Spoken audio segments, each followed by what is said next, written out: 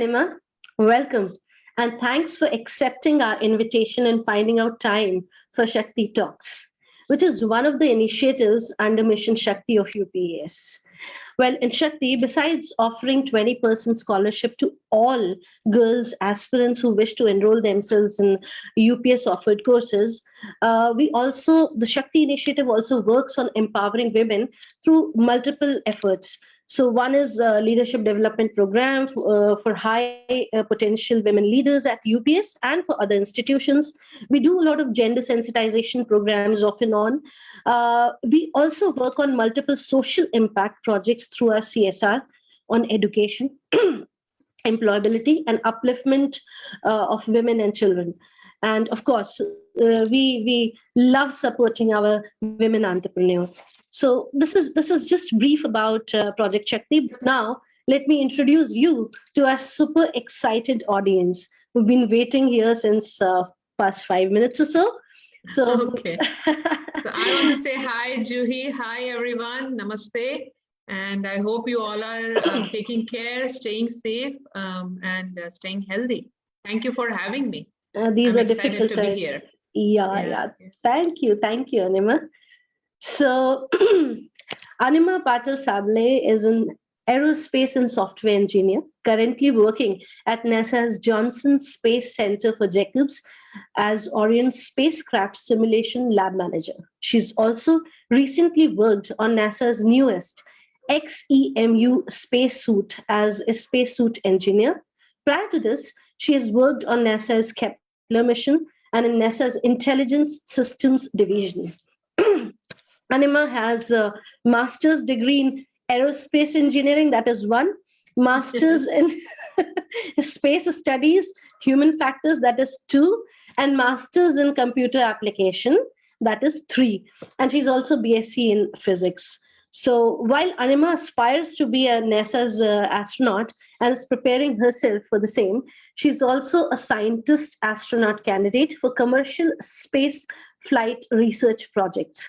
After selection and training, Anima has been participating in upper atmospheric and bioastronautics research as a Scientist-Astronaut Candidate for project POSSUM. I don't know what is the full form of it. Okay. Yep. Polar suborbital science in the upper mesosphere. If we get some time, I'll talk in brief about what that means. Certainly, you're free to talk about all your experiences. We are very excited about it. So she has trained on mesosphere and lower thermosphere environment, fundamentals of remote sensing in aerospace cinematography, a space flight simulation. Don't get into all of that. That's okay. Okay. It's just you don't have to read all of that out.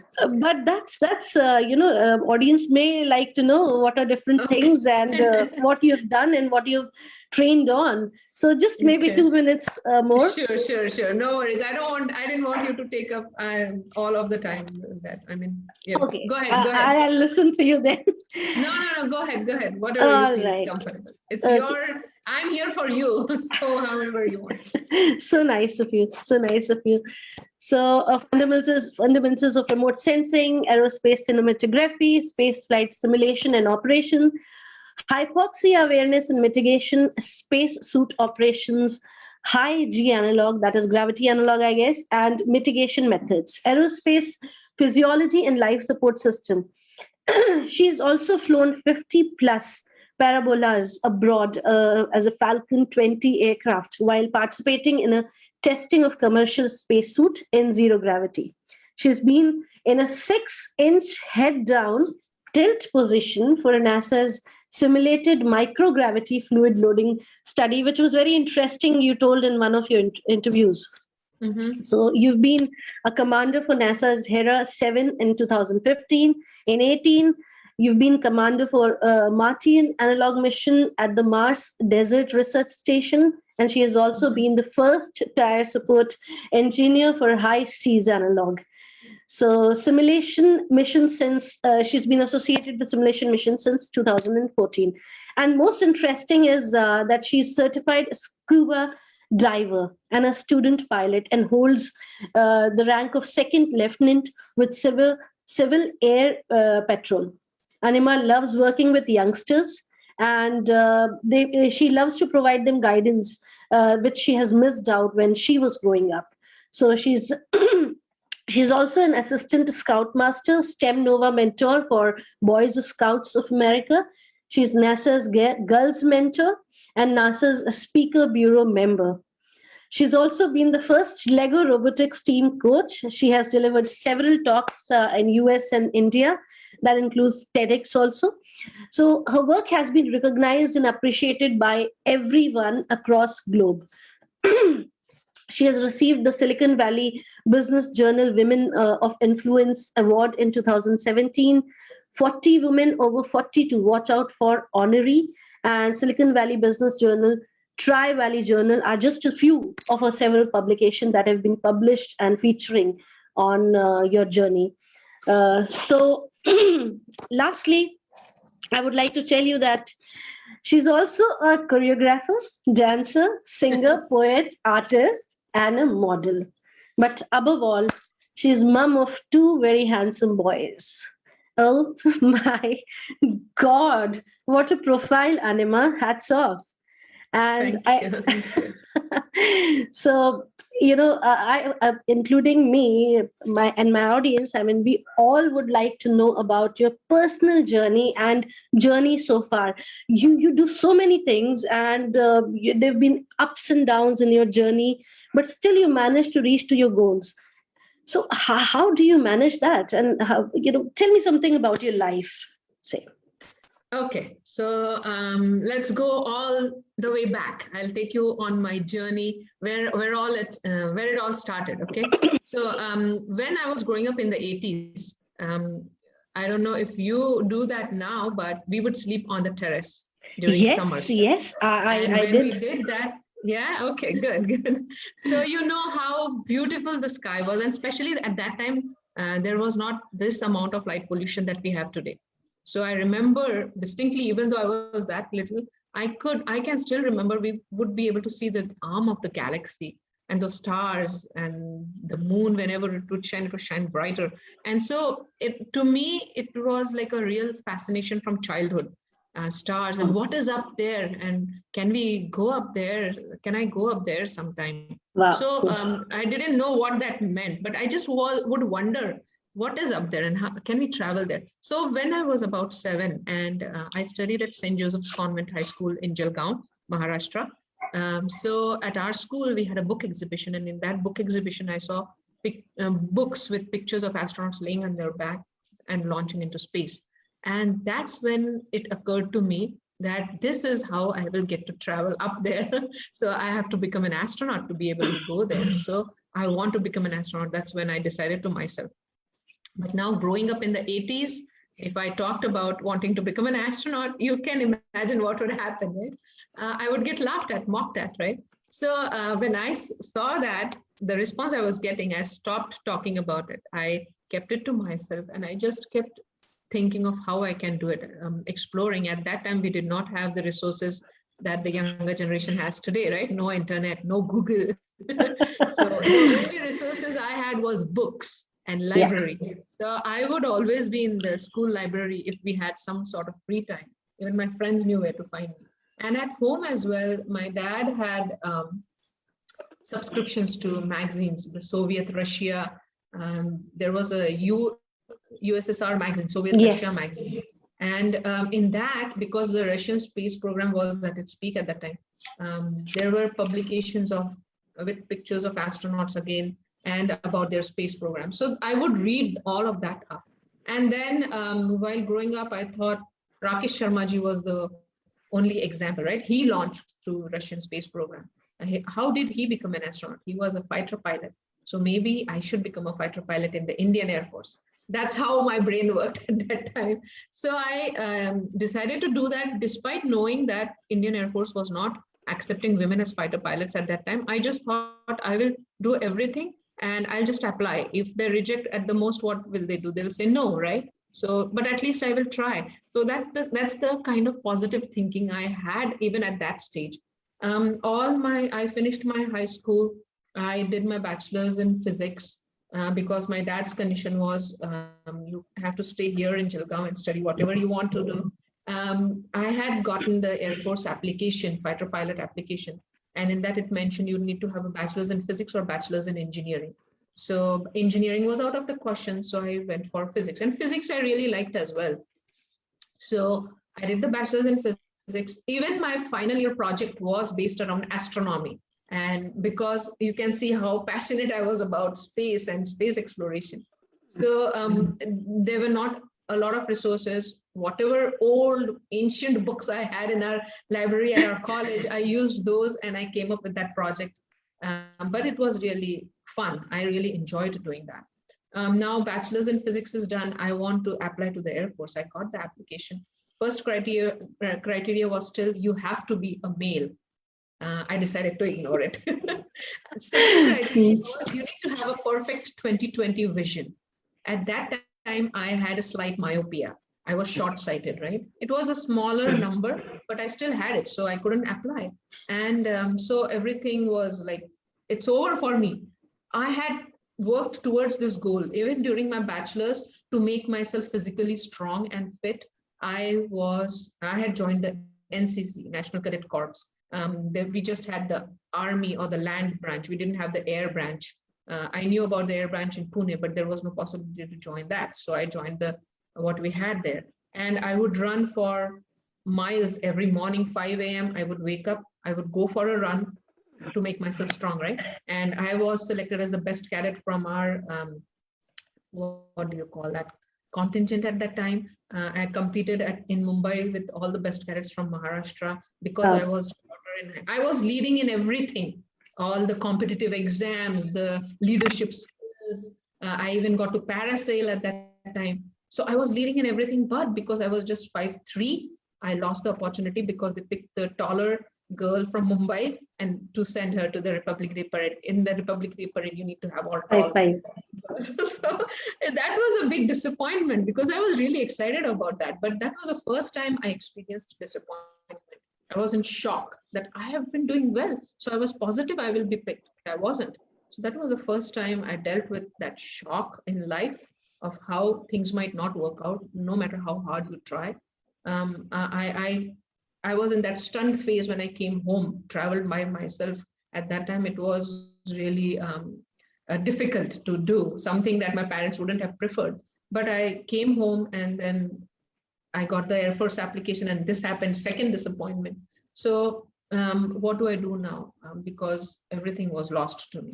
So I decided to do a master's in computer applications. My dad suggested there is the new program. It was newer at that time, MCA. There were 30 seats. You had to give the entrance exam.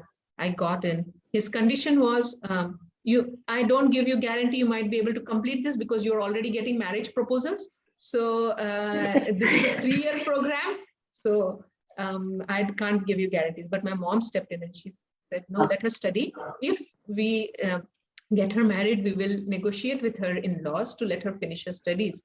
So this is the kind of environment it was. I think most girls don't have to go through those kind of challenges, right? Where you, at least nowadays, I mean, opportunities are open. Things are really good nowadays. So I'm really happy for girls today. We've come this far. I feel happy when I see them and I tell them, now you take these opportunities. You don't have these challenges. Of course, you will have newer challenges, but you can do so much better, right? You can do so much faster, so many things, so much faster. Because of such hurdles, my journey kept on getting breaks at every point. So after the master's in computer applications, I ended up becoming a software engineer. I got married when we were studying. I came to Mumbai, worked for a couple of years in Mumbai as a software engineer. And I got to come to the US, California, on H-1B visa. So I came here as a software consultant. While I was settling down in this new country, new culture, adapting to this, I was watching the space shuttles launch. We were building the space station in orbit at that time. And so the space shuttles were launching really frequently. So watching that, and then I learned there was a NASA center near my home. So that dream that had fallen behind, it had gone dormant, it started beckoning me again. This is my opportunity to do something. Even though I was 30 at that time, I had a 3-year-old son, I had a full-time job, and my parents and husband were understandably not in favor of me going for a second master's, because how will you manage? You have a son, you won't be able to do justice to him, give him the attention he needs, and you have a full-time job as well. You have a nice life, just enjoy. So, but I didn't want to just live my life thinking, what if I had tried? What if I had done? I wanted to do it, even if you're not successfully, because I was already 13. So I started the journey realizing that I might not make it. I might not become an astronaut, a NASA astronaut, because I was already 30. Why will NASA select me when I'll be already 40 at that time, by the time I finish all this preparation, when they will have younger people who will be competing with me, right? So despite all these facts, I decided to give it a try, because I wanted to have the satisfaction that I tried. And while doing that, I wanted to enjoy this journey. I wanted to enjoy the journey. And that's how I started it, with some resistance from the family. But knowing that your family is not happy with what you're doing, it's not a happy feeling, right? So I wanted to win their support. So I stretched myself. I worked harder. I stayed up late nights, got up early in the mornings to study. I did all my part for my son, fulfilled all my responsibilities for everyone. I would even take him to the university with me in the evening for my classes, because at times my husband would be in the mood, no, why should I take care of him? I'm also tired. You go do what you want. So I would take him with me. So I did not give up at any point of time, no matter what. Of course, as a person, you will feel low at times, right? When you're going through such experiences where you don't have the support you need. But my nature has been where I went out, I cry, I let it all out of my system, and then immediately pick up that positive approach again and keep going. And that is what is necessary if you want to do something really bad.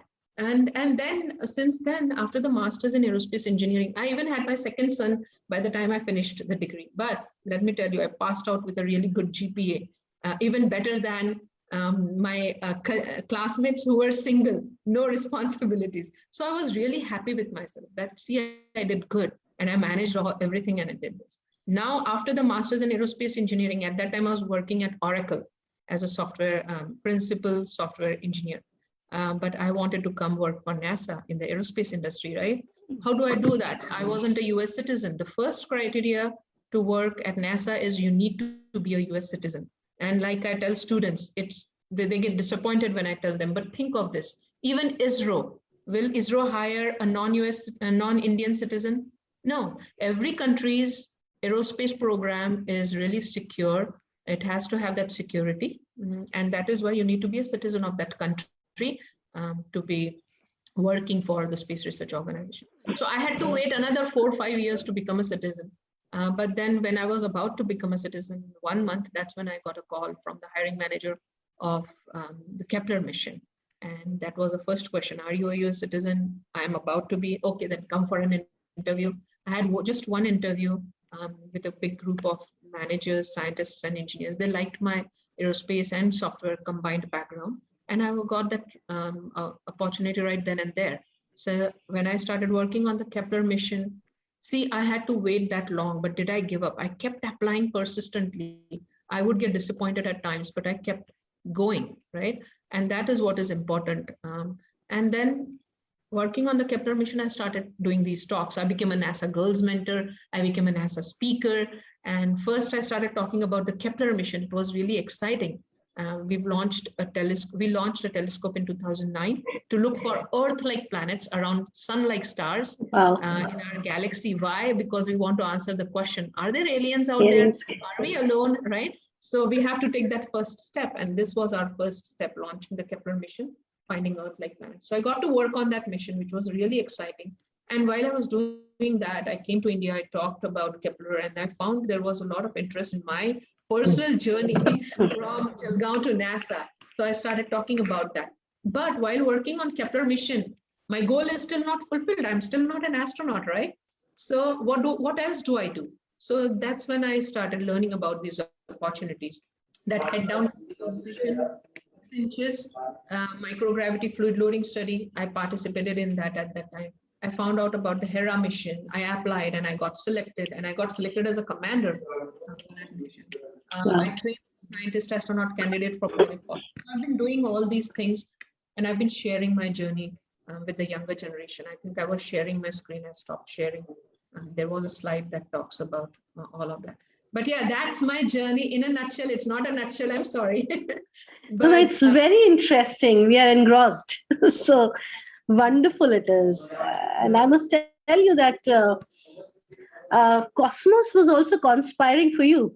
So, you know how you came to a city which was near to NASA as a station, and things definitely were lined up for you somewhere there.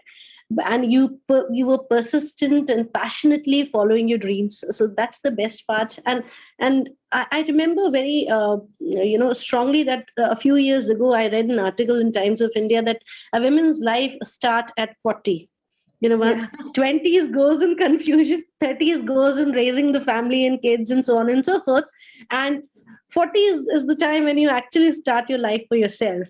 So it's never too late. I mean, that's what we learned from your journey. You kind of followed it.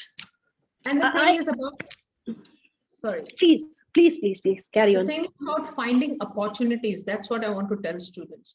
Don't follow anyone else's journey blindly. Look for opportunities for yourself. Yes, take inspiration from people's journey.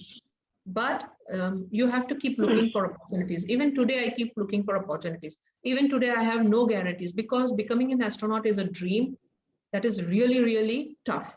There is no guarantee. Like last year, when NASA opened up the astronaut application after 4 years, 12,000 something people have applied. Out of that, they will pick barely 12 or 14, right? So imagine every person who has applied, what is their chance? Like 0.001%. So even my chance is that much. And everyone is so highly qualified, whoever applies to the NASA program, right? Plus 50% of the people selected for the astronaut course are from the military.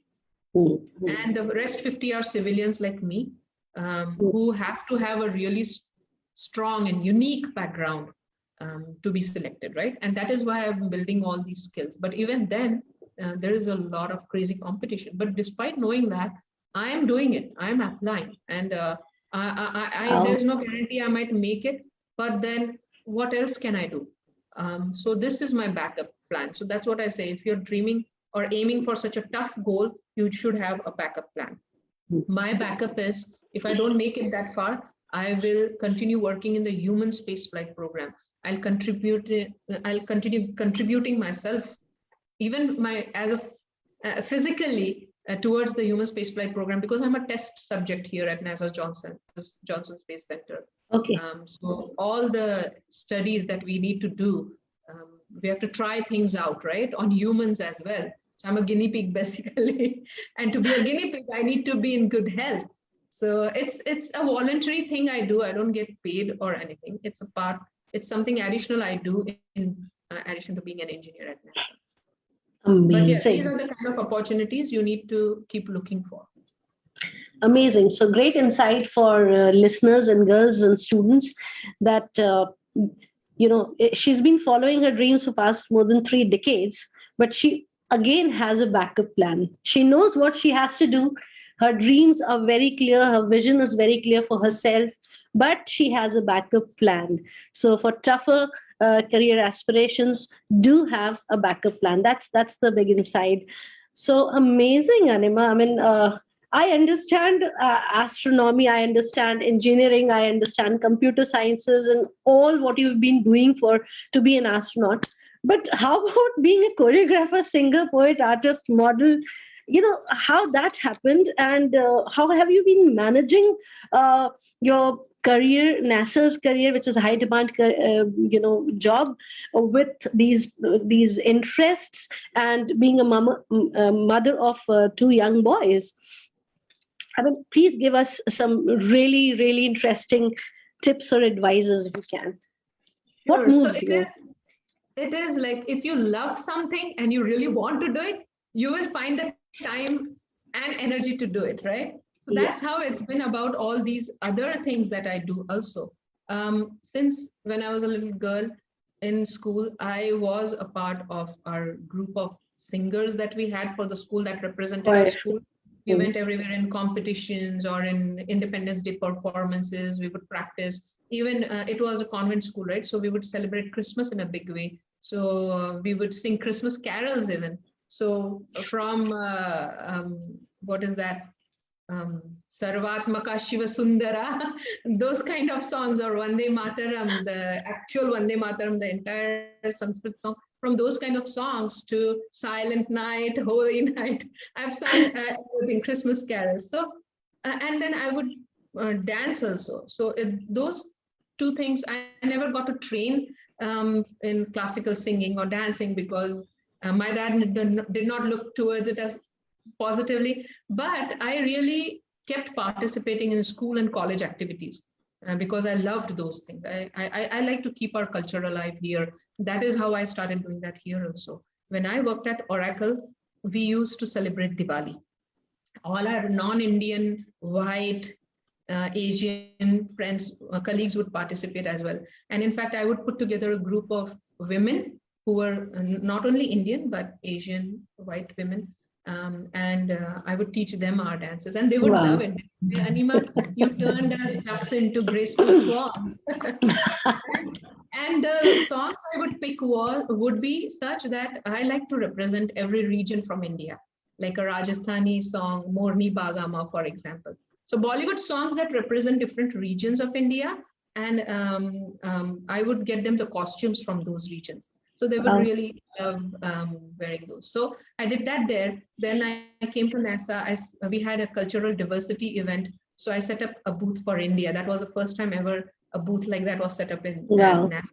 And people were really interested. They came to look at the booth, all these colorful items. They would ask me questions.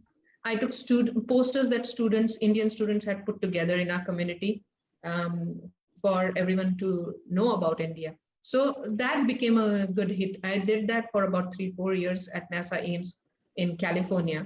And then we would put together events for celebrating India's Independence Day in the community. And it kept on getting bigger. I did that for 13 years when I lived in California. So I would teach kids patriotic songs, Indian patriotic songs, Humko Man Ki Shakti Dena, and then the other, what is that? Nanna Munna Rahiyo and all those kind of songs. Our age songs. I started choreographing dances as well for kids as well as for moms. So that has all been my passion to keep India alive here in the US. And I wanted to teach my kids as well so that they become familiar with our culture. And that is how I've been doing it.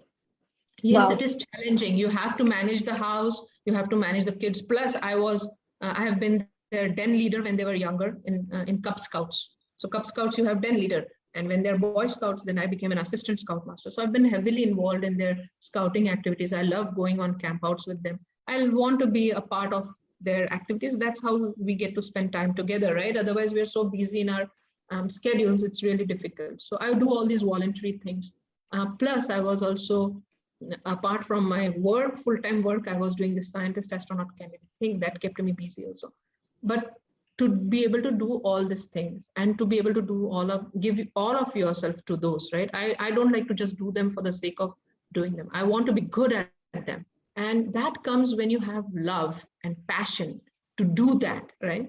Then you excel at it. And that is really important. Not doing something just for the sake of it. You should have that desire, that passion to do it. And that's what I tell students about studying also. Pick a field that you're really passionate about. It's not just about cultural activities or anything in life. It applies to your educational career as well. Pick a field that you see yourself working in all your life.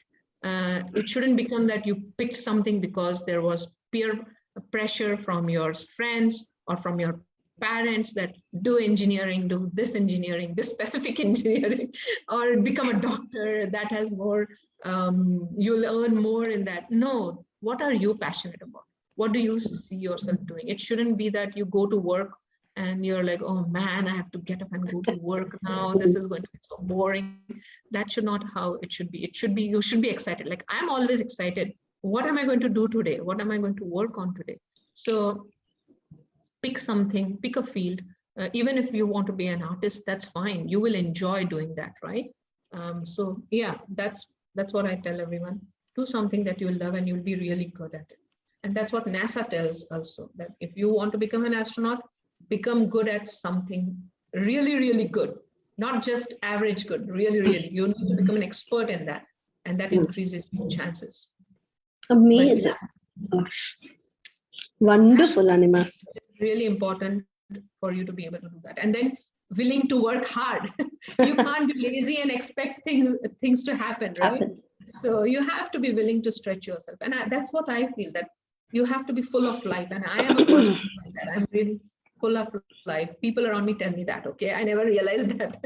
But I always want to stay active. I always want to do something or the other, and something that will help everyone. And I feel fortunate that I'm in a position now, I'm able to do these talks and guide the younger generation. So that's what's important. You need to be passionate about everything that you want to do. Amazing insights, and very inspiring. So what I have understood so far, that you faced stereotypical mindset within the house, and you faced stereotypical mindset and prejudices outside the house, like the policy about women not cannot enter into the Air Force, and so on and so forth. So how have you dealt with this stereotypical approach in house and outside it? So because a lot of girls, I also understand, a lot of the students also, to us they tell that our parents would not allow us to do certain things. The society is very difficult to handle in such cases. So how have you dealt with these stereotypical mindsets? Yeah, and it's really sad to see it still continues, right? Although I don't know if you guys have watched Hidden Figures. I haven't. Hidden Figures? Yeah. You haven't? Okay, you should watch it. So It talks about the woman who helped Neil Armstrong and Buzz Aldrin get to the moon. She was responsible for all the mathematical calculations that needed to happen, the trajectory, insertion at certain points of the spacecraft. So she was a Black woman. And imagine what all she had to go through, and that movie covers that. You end up in tears, but you feel happy to see how it all went also. There was a time here itself at NASA where there was not even a bathroom for women. Can you believe that? And especially for Black women, they were supposed to not go into the common bathroom that was for Caucasian or white women, right?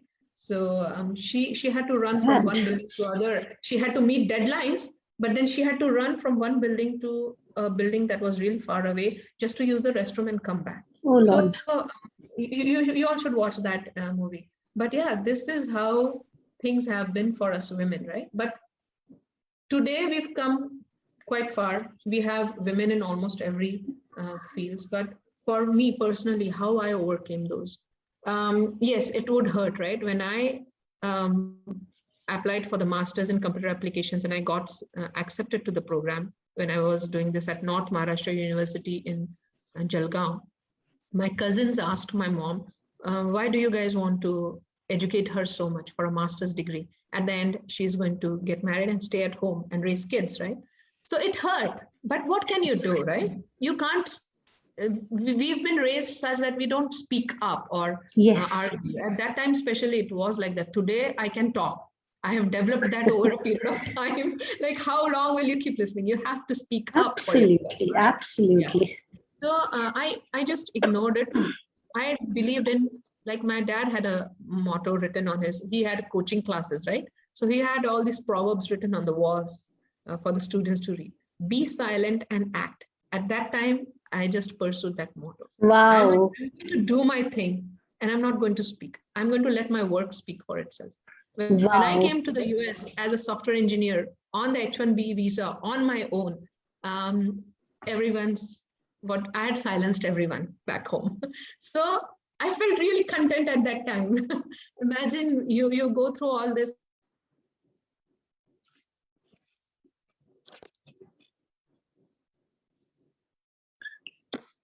Hello. I think Anima got disconnected.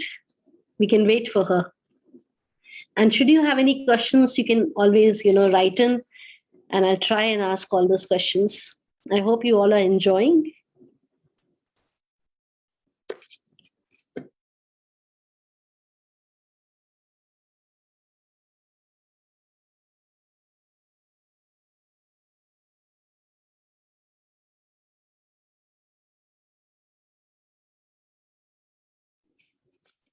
I can still see a lot of questions here, and I'm surely going to ask this to Anima. These questions are already in my questionnaire, so don't worry, students. Interesting. Wonderful questions. I think we need to wait for Anima for a minute or so.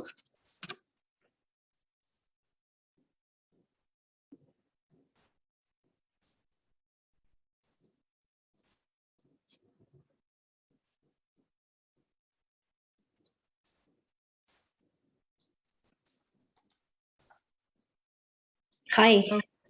I think your screen was frozen, so I thought we disconnected. That's what I thought. I've been talking to the audience. You were not visible. So there's some technical glitch. I'm sorry for that. Even now, something is not right. Even now, okay, hopefully this should work. But yeah, so I'll go back to where I... Am I audible right now? Am I audible? Yes, I can hear you. Great. And you can see me also? Yeah. Great. Thank you. So yeah, but when it comes to your family, you can't ignore and move on, right? So, and I've always believed that take your family with you. That is your support system. Build your support system, your parents, your husbands, your kids, right? And that's what I've done in my life also. When, like I said, when they were doubtful, how will you manage? And they were not being supportive. I won their support by stretching myself, by working really hard, by proving to them that you guys are my priority. My goals will be my last priority. And that's how they came around. They saw that she's working hard and she's managing everything efficiently. So be willing to work hard and to prove to them that, yes, you do care about them and their opinions, but try to convince them why something is important to you, why you need to do something. And they love you. So they will come around and support you. It will be a little bit of a struggle, but be ready for that. And eventually you will win their support. So that's one thing. And okay, I had a brain freeze there for a second. But yeah, building a support system is really important for any difficult or easy goal in life. And later they'll be happy in your achievements. Okay, great. Very nice. So the pickup is students, for all of you, that sometimes you need to ignore the stereotypical mindsets. You need to be willing to work really, really hard. You must pursue excellence in everything what you do, and be a silent worker, and your work will show up someday. So these are the important points you should keep in mind to fight with the dogmas that we have in the society and within the house also. So yeah, and see, everything you do is contributing to changing things gradually, right? Yes, it's not going to happen. This stereotypical thinking is not going to change overnight. It is going to happen through little actions, and each of us has to take the initiative to take that little action. If we give up and give in and just sit at home and do nothing, it's not going to happen. So you have to have that, bring that little bit of a courage for yourself and for little women that are coming behind us. Everything we do is going to help them, help our future girls in the future to have a better opportunity and better life. Absolutely, I completely agree with you. Your actions create history. So next question, Anima, is a very interesting question. And I saw that in the question box also, a few students have asked this question.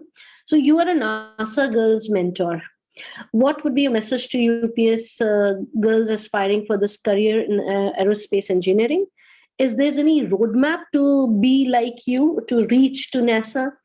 Any roadmap? See, there is not going to be a roadmap to get to where one person is, right? Yes, like I said, you can take guidelines from there, or you can take inspiration from their journey, right? For example, let me tell you about myself, how I got here. So like, I've started off doing a bachelor's in physics because I wanted to become a fighter pilot. That didn't work out. So I ended up doing a master's in computer applications. I became a software engineer. Now, software engineer, you would think, was totally unrelated to the NASA world or the space exploration world, right? And that is why I decided to do a master's in aerospace engineering, because I also wanted to learn about rockets and airplanes. I never got that opportunity back in India when I was studying, right? If I had that opportunity, that would have been my first choice. Instead of MC, I would have done the master's in aerospace engineering. But then I took that opportunity when I saw it, that I can do it now. And so I did that master's in aerospace engineering. And now I've been working at NASA. Did I need to do the third master's in space studies, human factors? No, I'm already here, right? But I want to get that different perspective. I have an engineering perspective. Now I want to learn about how human factors are involved when we design space systems, when we launch our astronauts, what all do we need to consider? So I did the third master's. I actually wanted to do a PhD, but it didn't work out. Now I'm planning this fall, I'm going to do a PhD in systems engineering. Wow. So let's see how that goes. But yeah, you need to be, for girls, I want to say, don't just set a hard goal for yourself. Be flexible, okay? Be willing to explore. Start your, if you are in the aerospace degree already, look at what all are your options, what interests you. There are two main big areas in the aerospace industry, right? You can learn about aeronautics, or you can learn about rocket science. But there is a third area now, which is human factors. So I don't think there is a degree in India that pertains to human factors. Human factor. Yeah, but now that we're going to launch more humans into space, that will become an area of research and interest. It is already here in the US. So yeah, look at what in these areas interests you and really become good at it. Find projects, find opportunities in that. Today, there are a lot of practical opportunities available. In India, I see a lot of small private aerospace companies starting up. I've done the analog missions, right? Mars Desert Research Station, I did the Martian analog there. And then I did the HERA analog at NASA. There is a similar analog that's opened up now in Ladakh. Okay. You guys know about that? This is amazing. Of course, these are all going to be paid opportunities. You have to pay out of your pocket because those people need funds to run those programs also, right? And this is a new field. So go explore, try those things out. Look at NASA's website. Even though you need to be an intern to work at NASA, NASA provides opportunities for students around the world to compete in competitions. And I've seen a lot of articles about Indian students coming here in different rocketry competitions or space habitat design competitions. So look at those kind of opportunities. Don't constrain yourself to your curriculum.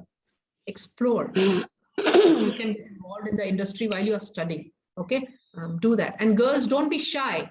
Overcome your shyness. I don't think today in India girls are shy, but sometimes we feel intimidated, right? That this belongs to only boys can do this, only guys can do that. There is nothing like that.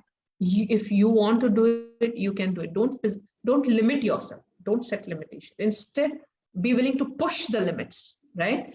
Be willing to explore, be adventurous. I'm giving you my example. I thought I never had fear in life. Okay. So I was like that, but I discovered a fear that I had when I went scuba diving.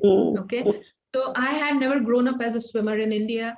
When I was in college, I went once for swimming. They tied a rope around my in the water. That was not a swimming. I never went back there. But when I came to the US and I decided I want to learn to fly, I want to get scuba certified to become an astronaut. That helps. It's not a requirement, but it's a good skill to have. So I trained to be a swimmer, proper swimming lessons, and I became a good swimmer. But venturing beyond 5 feet end of the pool was really a scary feeling. I never did that. But when you have to get scuba certified, they took me on the first day itself to the 12 feet bottom end of the pool. So I had an air tank on my back. Okay, I'm breathing air through my mouth, but still I found out that there was something that was scaring me, because it's a different medium, right? Here we are breathing the air. That's a completely different medium. You're breathing air in water. It was an uncomfortable feeling. I was scared for some reason. And I tried to struggle and overcome that, but it was challenging at that time. I bruised myself in that process. Plus, the instructor was not really helpful. And the rest of the class were really good at swimming and diving. So it was challenging. I came home and I was really upset with myself. What's wrong with me? Why is this happening to me? If I become an astronaut and I go for a spacewalk, I will have to be in this kind of an environment. So am I going to give up now? Am I scared? I told myself it's all in the head. The fear is in the head. Yes. So I calmed myself down. And that night I was just telling myself, it's in my head. I have to overcome it. I'm going to do it. And next morning I went back. I had a different instructor. It was a female. She was really helpful. She said, don't worry, you'll be fine. And I finished my scuba lessons without any. Amazing. Once I overcame that fear in my head, I had completed the training, right? So it was again a very satisfactory feeling. So challenge yourself. That's what is important. Even though you think you might not be able to do it, we girls, we women tend to restrict ourselves, limit ourselves, because we are told, no, you cannot do this. This is not possible. Are you kidding? It's not for girls to do. No, there is no such thing. You can overcome all your fears and do this. Even on my birthdays, couple of times, because it's an expensive thing to do, I have said, I don't want any gifts. Just give me that money and let me go skydive. I've skydived from 13,000 feet and 15,000 feet, and I've enjoyed it. I was never scared at that time, but I was scared when I went to the bottom of the pool. So can you imagine that? But why did I do that? To challenge myself, to test myself. Can I handle the stress that your body goes through during that? Not only body, your mind also, right? Mentally also, it's challenging to jump out of an airplane and be in a free fall. The free fall is really tough because the air smacks you right in the face, and the air goes up your nose at such a speed that you start getting a headache. So you have to adapt to that. Even when I spun in the centrifuge and I pulled 6 times the gravitational force that we experience here on Earth, that was challenging also. If you don't follow your training properly or the guidelines that you've been given, you might pass out and get unconscious. So doing that in that stressful environment is really important. So keeping your senses intact while you're in a stressful environment, challenging environment, is important. And that's what I would like to tell you. Don't be shy, don't limit yourself, and go for it. Amazing, amazing. So what I have understood, and I'm sure I'm repeating it for our students, that 3 major takeaways from this particular question is that no imposter syndrome, come out from your fear. There's nothing called fear. It is all about your mindset. And third, if you want to join NASA or ISRO, go to the site, find out what is the eligibility criteria, find out what exactly they're looking for in their candidates, and start working towards it day in and day out. And you will definitely land up someday you'll land up there for sure.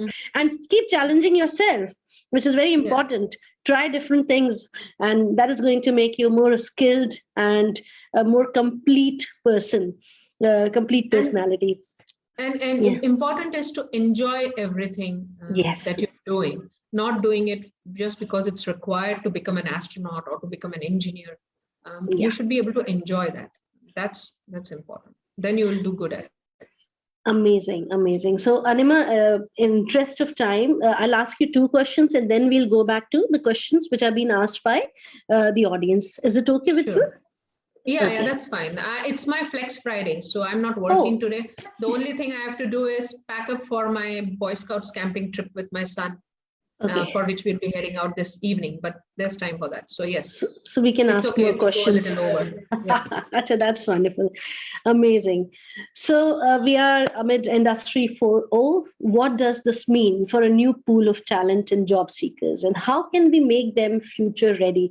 As a university, as teachers, how can we make them future ready, or and how can they themselves make themselves, future ready, a person which is fit for the industry? So you see, whether were in this automation phase or not, it's something new right now, right? We haven't had that until now. It has been there, it has existed, but up to a certain extent, not that much in India. In the US, everything is almost automated, right? But even being a software engineer, just let me tell you from the perspective of being a software engineer, you have to keep learning and evolving and developing yourself, right?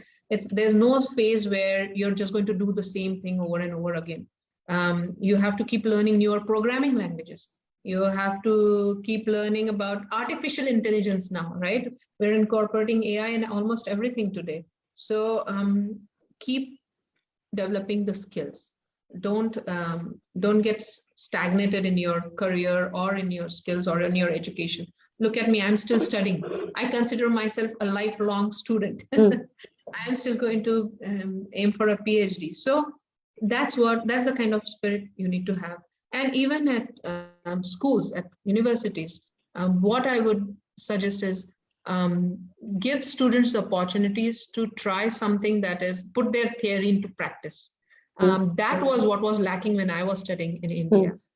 For example, internship opportunities, they should be opened up more. I don't know if that exists today in India in the private sector, public sector.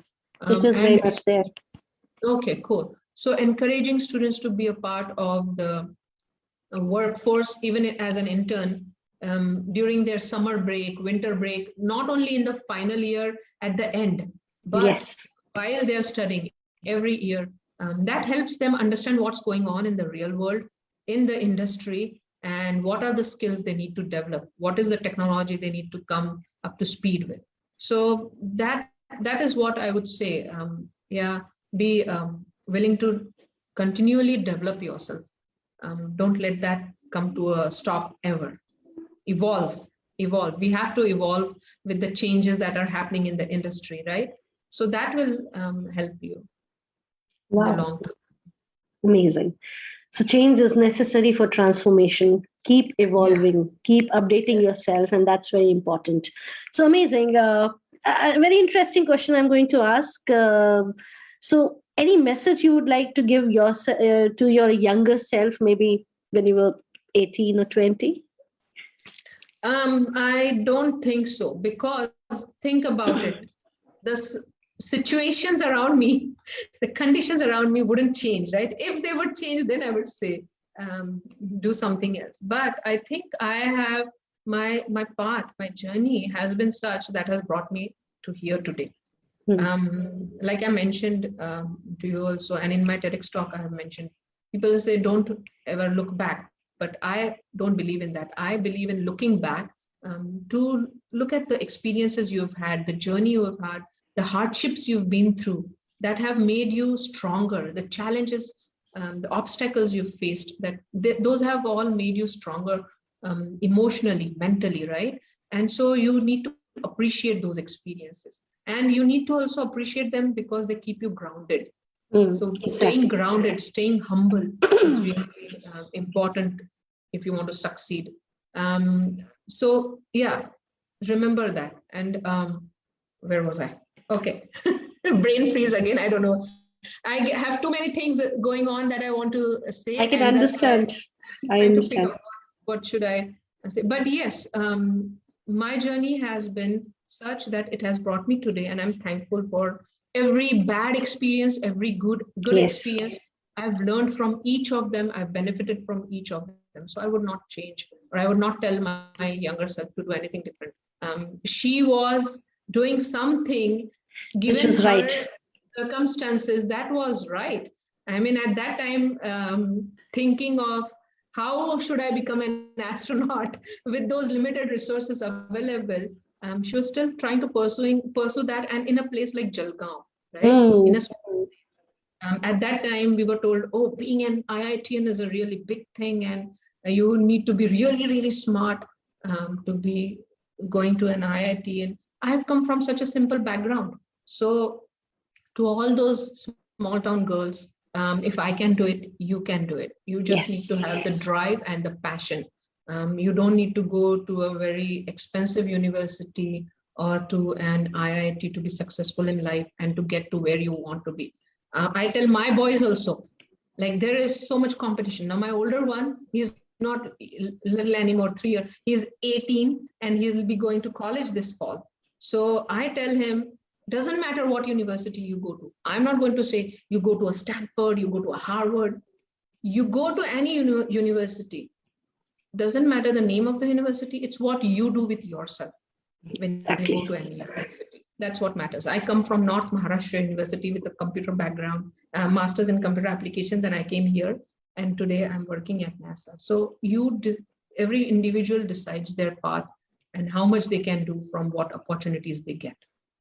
So keep that. So wonderful, so wonderful. So the pick is, even if you don't get through IIT or triple IT or an IIT, I mean, wherever you join, whatever you do, whichever course you pick up, put your heart in it and keep pursuing, your goals, aspire big. I mean, aspire for big things in life, dream big. Only dream then big. you Yeah, that's been my message. Dream big, but be willing to work hard. Yes. Yes. And never give up. Persistence, perseverance, and patience. You need to be patient. Results are not going to come fast. Okay. So in aerospace industry, especially, learn to be patient. I've had some students be really impatient with me if I don't get back to them with my answers immediately. If they ask, how do I do this? How do I? One person said, do you have hands? Can you type? And I was working at that time. I was going to reply to them in the evening. So I'm like, you need to learn to be patient. You need to be respectful. You need to be humble. Then you will be really successful. Arrogance and impatience will never take you anywhere. Perseverance, patience, hard work, those should be your key characteristics. Awesome. So please give one motivational message for aerospace aspirants and one for girls specifically who are willing to join UPS, who are already in UPS, which is one of the best universities here around.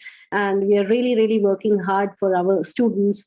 We are a very futuristic university and we have proved it several times in several rankings. So any motivational message to these aerospace aspirants and specifically girls? So what I just said, dream big, work hard, be persistent, don't give up. This is what I want to tell you guys. You guys are in a very fortunate place. Okay. You are here with your professors willing to guide you, your parents willing to give you these opportunities. Plus, look at all the resources you have available. Make really good use of all these opportunities.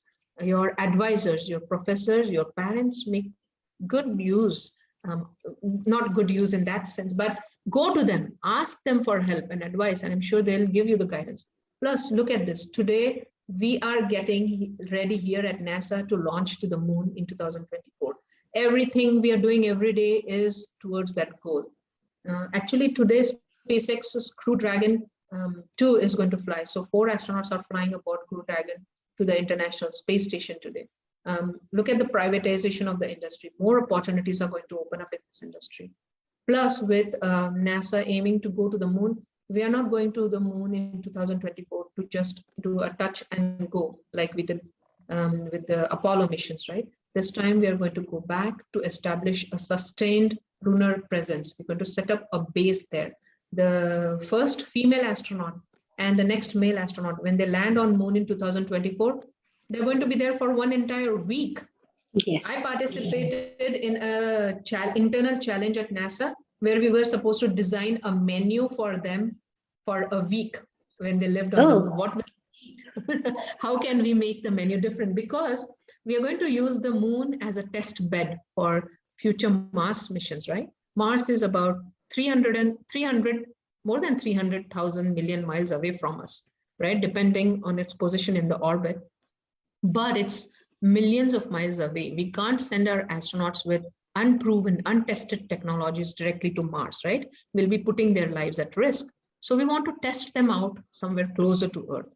Now in the LEO, we have the space station, right, in the lower Earth orbit, but it's still protected by the Van Allen's magnetic belt from all that extreme intergalactic cosmic radiation.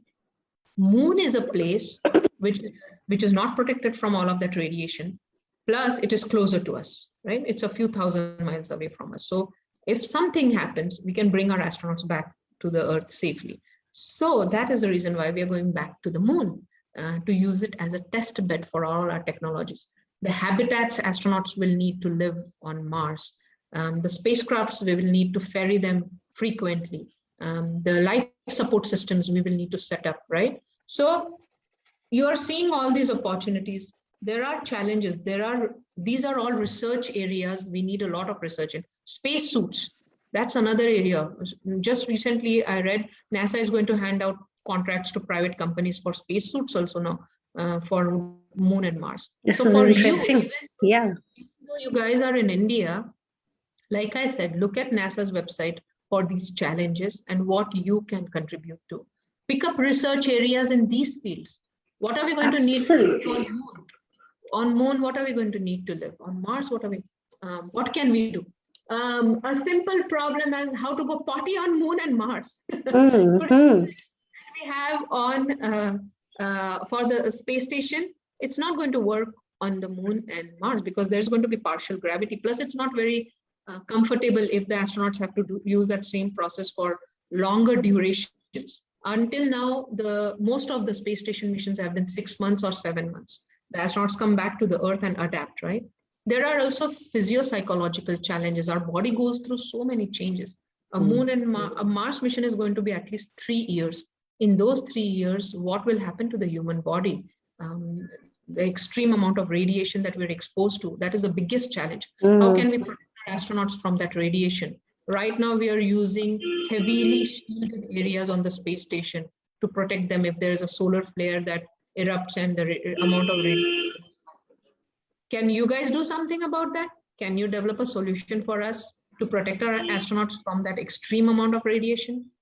Can you develop ideas for a new spacesuit? A life support system. Today's spacesuit is 250 pounds heavy, right? Wow. In the of course, you don't feel that, but can you use that on Mars?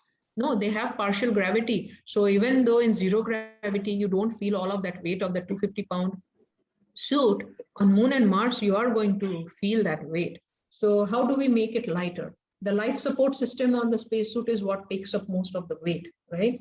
How can we miniaturize it? Is it even possible? Because we need breathable air for that astronaut inside the spacesuit. It's basically a small spacecraft in itself. So can we miniaturize the life support system? How can we make water on Moon and Mars? There is water there, right? It's in frozen condition. How do we retrieve it and recycle it? So these are, I can go on, but you get the idea. These are several areas we need research in. And I'm sharing this with you guys. So the professors also need to proactively go and find out what are the opportunities that exist. Even ISRO. ISRO now is launching Gagannauts to, I don't know where they're going to launch in the lower Earth orbit. I don't know if they'll launch to the space station, but they're going to launch astronauts, right? So there is a lot of scope. They will need a lot of things. I know of the IVA spacesuit being contracted to a company in Surat, right? So there are, what are the similar opportunities at ISRO? Not only going to their website, because I don't know how much ISRO shares on their website. NASA resources are available openly online, but there is a limit to the ISRO resources from what I've seen. They're starting to open up now more, but yeah, you can make contacts there. Go find out who are the people working on these and collaborate with them. So look for opportunities and explore. Amazing. So a big insight, huge insight from you, Anima, and let me repeat it for the benefit of my students and of course my colleagues, if somebody have missed out, that every organization, every research agency in any sector has a list of problems or research gaps, or Yes. register of problems. We call it register of problems. Like NASA must also be having a few research gaps, or some of the problems they are facing, and their researchers are working on it. So why can't we pick up the same research ideas from these places and try and find out solution for it? And this is Yes. going to definitely make us ready for the future industry and for such agencies. So this is a Yes. big insight. And And I mean, you guys students work on projects, right? oh yes, projects, So then, dissertations. We have yeah, internships, and faculties gives a lot of research opportunities. yeah. Collaborative research opportunities to these students. So this is So, possible, I feel. so basically expand the research Horizon. topics that you can make available to the students, and students need to find out those opportunities for themselves as well. Amazing. Yep. Yeah. Yeah, I like how you're summarizing everything I'm saying. So it's a good way to. No, thank you for your wonderful insights, and which is really helpful for all of us. So, Anima, if you allow, can we go to the question answers which have been Sure. asked? There's some 70 question answers and 70 comments. You can also see, because you're also a panelist here. Yeah. So how to work in NASA? I think we have answered, but if you want to give a few more insights, you can talk about it. Yeah, so like I mentioned, you need to be a US citizen to be able to work for NASA. What you can do is, like I did, I came here as a software engineer on H-1B visa. So find someone who will sponsor a visa for you to work here. But it's a long wait, especially with how complicated the immigration process has gotten, right? I had to wait 12 years to become a US citizen. Now that 12-year period has extended even more. So be willing to be patient and work for years and never give up. If you have that patience, then you can adopt this route of coming here on a work visa and then applying for your green card, then becoming a citizen, and then you will get to find opportunities at NASA. But the first requirement is you need to be a US citizen. But ISRO is opening up a lot of opportunities. Plus, there is a lot of privatization in the space industry. So you can keep looking at those companies also, SpaceX, Blue Origin. So most of their positions are US citizen requirements, but there might be some that you might find that require green card holder. Okay, there is a question. You can pick up question by yourself, Anima, also, but there's a question by Anirudh Gote. Ma'am, I'm recently studying for JEE, and I'm very interested in aerospace and aeronautical field, and I consider it as my passion. Ma'am, I'm a little bit confused about it, to take up or not to take up aerospace engineering field, because it has low package compared to other jobs and industries. What should I do? Okay, that's a good question. So you're being practical. You want the money also. But yeah, but you're right. Aerospace industry, the salary is lower. Why? Because everything works based on funding, right? Depends on how much funds the government allocates the NASA, for example, here. And I'm sure that's the same in Israel also. How much funds the company gets from, the organization gets from the government, that's what they base all that on. And that is why the salaries are lower. So if your goal is to earn a lot of money, then get into that kind of a field. But then will you be excited? Will you be passionate? Will you be willing to continue working there? And then you can simultaneously pursue your aerospace goals as well. If that doesn't make you happy, then be willing. You'll have to compromise somewhere. But as a fresher, you might start off lower. Based on your work, you will have an opportunity to grow. So my experience has been different, maybe because I have the software background and then I came into aerospace. I never had to compromise on the package. I had heard the same thing before joining NASA, but NASA does not pay you enough. Of course, astronauts don't get paid well. Okay, so I might, if I get selected today to become an astronaut, I might have to take a big pay cut. So I have been fortunate. I feel that I'm getting almost similar package that I was getting in the software industry. So don't keep money as the goal. Yeah. Your work, your every day going to work should be fulfilling as well. Money comes gradually. I've never been a money-oriented person. I've always loved doing what I'm passionate about, but thankfully it has worked out. So stay positive, and it will work out for you. Don't focus too much on the monetary part. Just stay positive and do what you love, and it will work out. Great, thank you. So there's another interesting question, two interesting questions I can see. Ma'am, I'm doing BSc from biology, and this is my second year. I want to ask you, I have any scope to serve NASA or ISRO from BSc biology? Yeah, I would not say a total no, but what I would suggest is you look at something like astrobiology. Because Wow. when we go to the moon, Mars, and we are also looking for habitable zone planets, right? It's in the Kepler mission, like I mentioned, we are looking for life out there. So yes, there is a scope at NASA. About ISRO, maybe there will be eventually, once ISRO starts planning to go to Mars and looking for signs of life there. I think they are trying to do that, not through the Mangalyaan, but maybe with an upcoming mission. I read somewhere. So when they look for signs of life, they will need astrobiologists to help them, right? And even at NASA. So yes, definitely. Look, if you're doing a bachelor's right now in biology, go for a master's in astrobiology.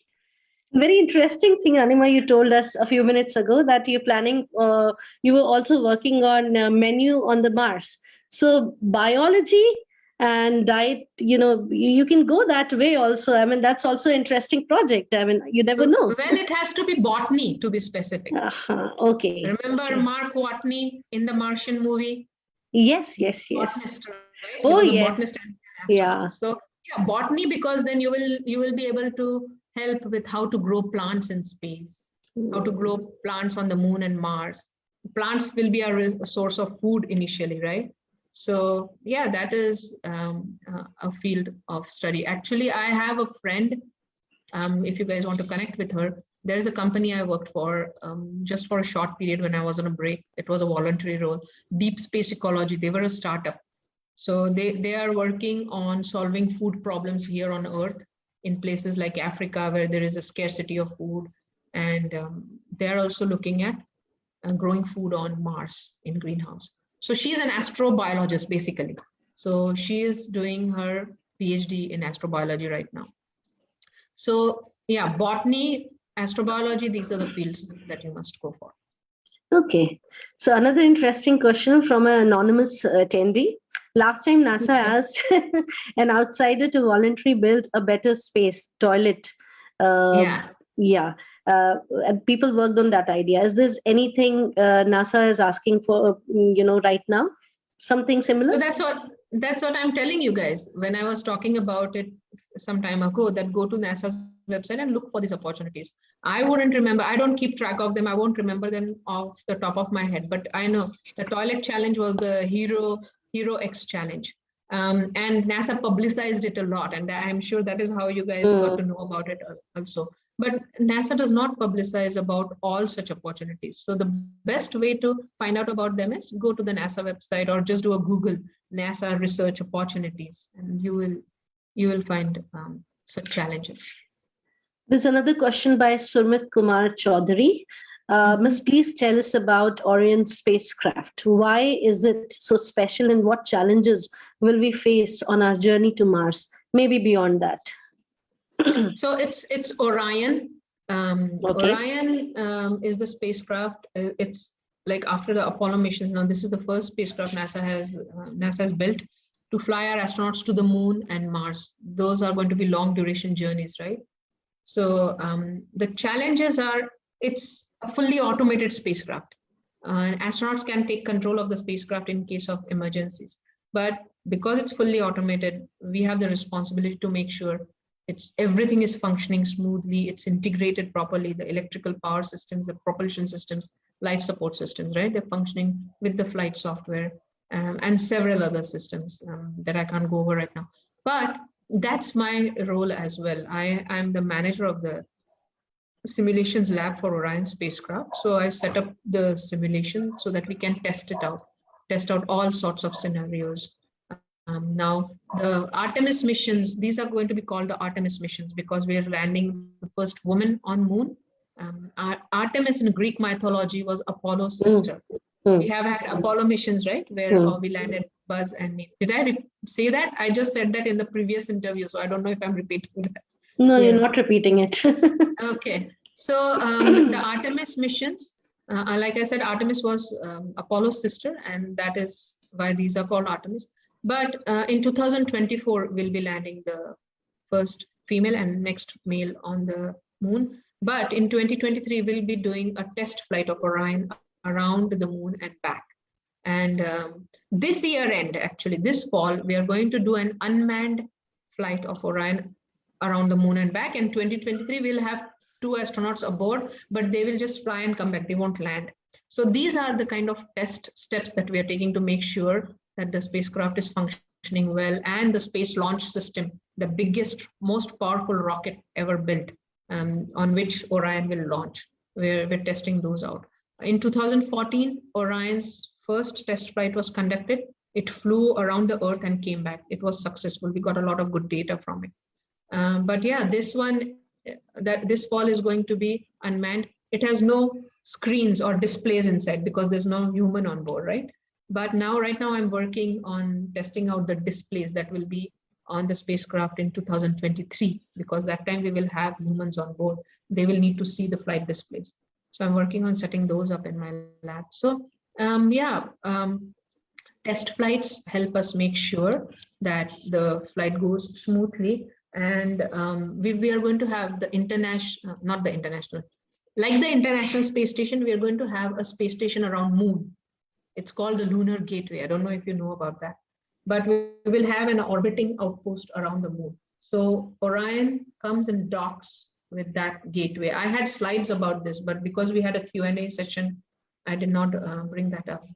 Orion docks to that Lunar Gateway, and then the astronauts take the lander and go to the surface of the moon.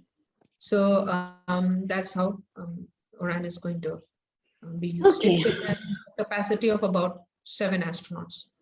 Oh. It will be able to fly 7 astronauts, but I don't think capacity anytime over. But yes, the flights to moon will be our test flights in preparation for the flights to Mars. Amazing. So, Anima, I'll ask 2 questions to you.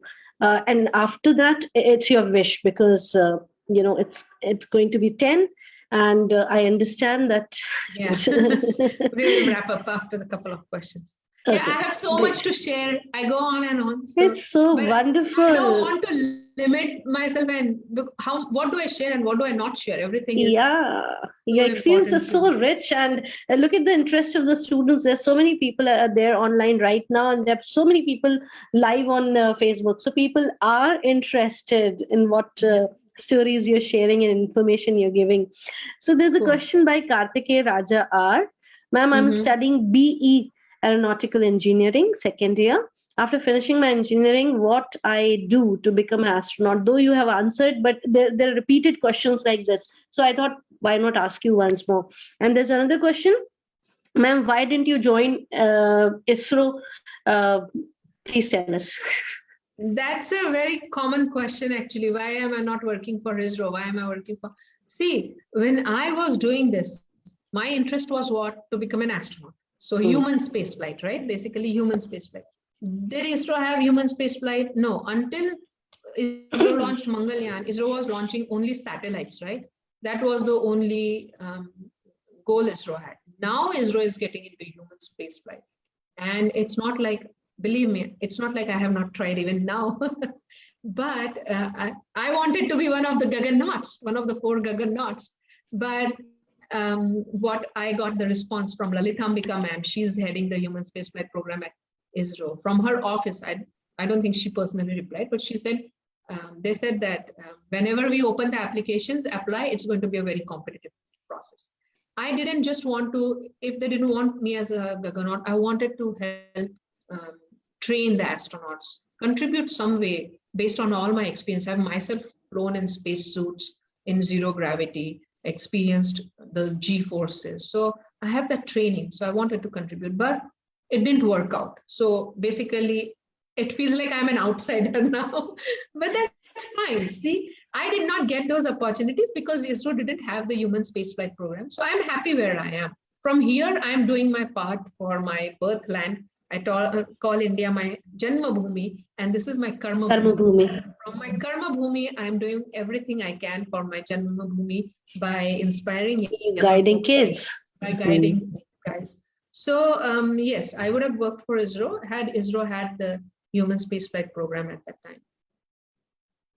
Okay, so one more question, which by Shweta Priya. Oh, he had a question though, how to become an astronaut. I missed after that part. BE Aeronautical. Yeah, it's a similar kind of question. Yeah, please carry on. I will tell you first about NASA, because NASA's astronaut program is really evolved now, right? It's been there for around years and it's stable. So the requirements, because I applied last year, so I can tell you there is no age specified. It's not specified, it's not written down, but I'm sure they won't hire people really, really old. Like I think I consider myself now, I give myself another 4 or 5 years. But yes, the first criteria, you have to be a US citizen to be a NASA, to apply to be a NASA astronaut. Now NASA has changed the educational requirements. Until now, they accepted people who had just a bachelor's degree. Now they want minimum master's degree in STEM, science, technology, engineering, math. The master's degree has to be in those. It cannot be in aviation even, or even in a technology field. It has to be in engineering, maths, science. Then so now that's just the written down things. But what we have seen from our experience, all of us astronaut hopefuls, half of NASA's astronaut corps is from the military. So if you be a test pilot, you will have a better chances. Test pilot with the Air Force or the Navy, you'll have a better chance. If you're from the civilian group, then having a PhD helps. And the more experience you have and the more varied skills you have, the better your chances, because almost everyone who applies in the civilian category has all these qualifications. Trust me, I am in that pool, so I know. But to make to that highly qualified, because there are 7,000 engineers from the 12,000 applicants. From those 7,000, I'm just one. So to narrow the pool down, NASA looks at what does this person has that is standing out from everyone else. So have those skills.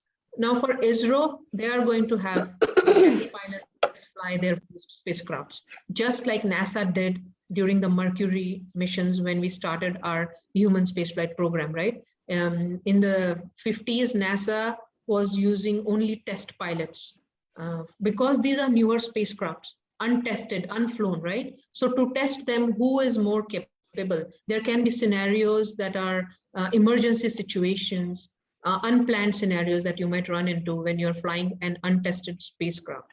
And for that, only test pilots can handle those well, because they've flown all kinds of jets, fighter aircrafts, right? So they are familiar with that kind of high stress environment, working in that and taking decisions really quickly to save themselves and their crew and their spacecraft. So becoming a test pilot is your option. If you're really interested in it, Karthik, become a test pilot and you will have a kind of a guarantee that you might make it. If I had that option now, I would, but I was too old to apply to the US Air Force. That, and then if you want to continue as a civilian, get a master's, get a PhD, be good at what you do, really good, excel at what you do, get a private pilot's license, or then go further in your pilot ratings if you want, become a scuba diver, get further ratings in your scuba diving as well. So keep developing all these skills. That's what NASA or any space research organization wants to see. Amazing. Thank you for answering all these questions. I can see close to 100 questions here in the box. And I understand it is impossible for both of us to handle this much right now. But can I take the liberty to tell them that you're already there on Insta and Facebook and LinkedIn? Sure, yeah. They can get connected to you there for their questions. I have a public page. I try to make time on the weekend or whenever possible to reply to questions there. So yeah, and I also have some YouTube videos I had recorded some time back answering these kind of questions. I have a website, animapatil-sabale.com, where I have a frequently asked questions section where you can go to. And then again, if you have any specific questions, you can reach out to me. just be patient. I won't be able to get back to you right away. I will get back to you for sure, though. Yep. Amazing, amazing. So you have Insta, FB, her personal website, and of course her YouTube channel, which I saw all 4 or 5 videos that you have uploaded. I saw, and they're very interesting. And apart from that, TEDx talks can answer you a lot of things, the kind of questions that you're raising. So amazing, Anima. It was such a lovely experience talking to you, and next time, definitely, since we are not fully kind of could answer all these questions, so soon we would love to have you again, and sometimes maybe physically if you visit India, we would love to have you here.